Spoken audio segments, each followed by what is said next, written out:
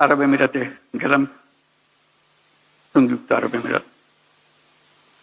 আমাদের লোকের কাহিনী বর্ণনা করছিল তাদের অফিসে, বলছে আমরা তোমাদের কোনো ডকুমেন্ট আমরা বিশ্বাস করতে পারি না, এত ভুয়া। কাজের লোক হয়তো সে, কিন্তু সে সার্টিফিকেট নিয়ে এসছে মেডিকেল ডক্টরের সার্টিফিকেট। জলজন্ত আমরা দেখতেছি ডাক্তার হইতেই পারে না, দেখা যাচ্ছে ডাক্তার না সে, কিন্তু সার্টিফিকেট নিয়ে এসছে ডাক্তারের সার্টিফিকেট। ওই ডাক্তারের সার্টিফিকেট নিয়ে চাকরি নিয়ে এখানে এসছে। আমরা কতটা বাছাই করবো? আমরা লজ্জায় মাথা হেঁট হয়ে যায় যে আমরা এটা কিছুই করতে পারতেছি। আমরা চাকরি চাই, কিন্তু পরিষ্কার ভাবে চাই। এরকম ভুয়া একজন যে চাকরি দিচ্ছে তাকে আমি নিজেকে ডাক্তার বলে পরিচয় দিয়ে গেলাম, আসলে শেষ পর্যন্ত গিয়ে চাকরি নিব কোথাও, শুধু এখানে পার হওয়ার জন্য ডাক্তারের সার্টিফিকেট দরকার। এবং আমরা কেউ না কেউ তাকে এই সার্টিফিকেট দিচ্ছি, নিশ্চয়ই অর্থের বিনিময়ে দিচ্ছি। এবং এখানে বহু আছে, সেটা এজেন্ট আছে, সেই জোগাড় করে দেয়। শুধু একটা এজেন্ট না, এরকম বহু এজেন্ট আছে।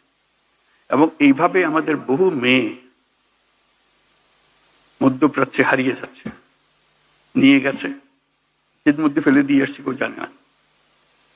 হিউম্যান ট্রাফিকিং এর কি বিষয়, বিভৎস বিষয়। এবং মেয়েদের জন্য আমাদের মেয়েরা যাচ্ছে, তার কি অবস্থায় ফিরে আসছে, যদি সশরীরে ফিরে আসতে পারে, কত লাশ কোথায় চলে যাচ্ছে সেটারও কোনো হিসাব নেই। এই কোন দেশ বানালাম আমরা?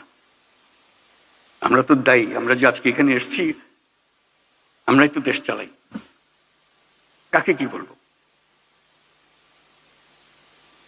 আমাদের নিজের কাছে, নিজের সন্তানদের কাছে আমরা কি জবাব দেব? কাউকে আমরা রক্ষা করতে পারছি না। এই মৃত্যুর জন্য, এই ট্রাফিকের জন্য আমরা দায়ী না? আমরাই তো দায়ী। আমরাই তো সহজ করে দিয়েছি তাকে যাওয়ার জন্য।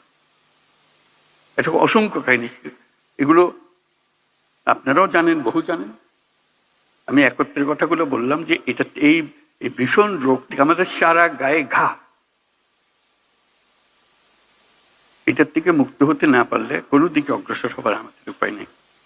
আমাদেরকে আজকে প্রতিজ্ঞা নিই, আমরা এই ঘা থেকে মুক্ত হব, সুস্থ হব। আমাদের কেউ দুর্নীতির দায়ে কেউ আমাদেরকে অভিযুক্ত করতে পারবে না। এইরকম সরকার চালাবো, এরকম সমাজ চালাবো। ধন্যবাদ সবাইকে।